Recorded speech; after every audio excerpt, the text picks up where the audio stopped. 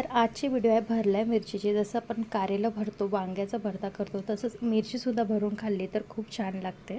त्यासाठी मी इथे घेतले आहेत शेंगदाणे आपल्याला भाजायचे आहेत आणि त्याची एक पूड वाटून घ्यायची आहे। त्याबरोबरच मी तर ओलं खोबरं, कोथिंबीर आणि 5 ते 6 हिरव्या मिरच्या घेतलेल्या आहेत, त्यांचं एक सुद्धा वाटण वाटून घ्यायचं आहे। आणि शेंगदाण्याचं वाटण आणि खोबऱ्याचं वाटण एकत्रित करून त्यामध्ये आपल्याला चवीनुसार मीठ टाकून व्यवस्थित मिक्स करायचं आहे।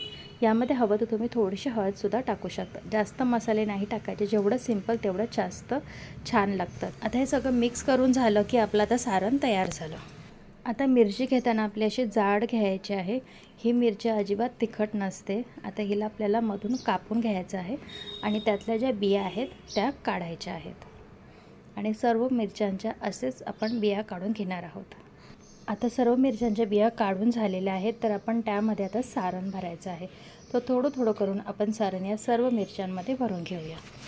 सर्व मिरच्या भरून झाल्यानंतर मी तव्यावर ठेवलेल्या आहेत आणि त्याच्यावर आता मी तेल टाकत आहे आणि थोडंसं मीठ मी वरून टाकत आहे। सारणामध्ये मीठ आहे, मिरचीला मीठ आपण लावलेलं नव्हतं म्हणून थोडं वरून मी मीठ टाकत आहे।